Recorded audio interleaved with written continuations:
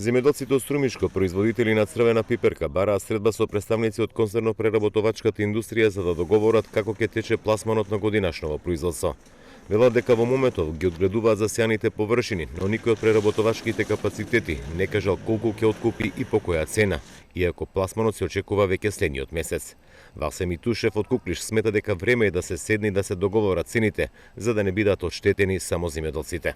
Треба сега со преработувачите да се седне, барем уште два пати да се разговара, да се изнајдат некои начини. Знаеме, кризна состојба ќе имаме, проблем и со неа исто како што се случи сега, проблем ќе е плино за печене, глупости, сите тие работи.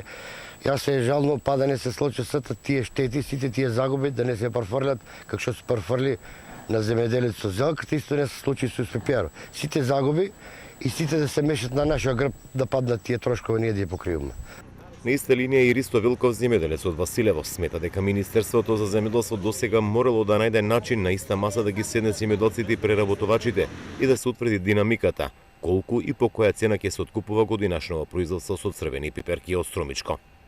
Како никогаш досега нема никакви средби заедно со преработувачите и земјоделските производители за колку толку да установат по која цена ќе бидат продадени нивните производи. Мислам дека затајува тука и Министерството за земјоделие кое по секоја логика треба да биде како посредник меѓу преработувачите и земјоделските производители за колку толку да се најде решение колку количини им се потребни на преработувачите, а исто така нашиот земјоделски производител колку отприлика треба и може да производи и по која цена.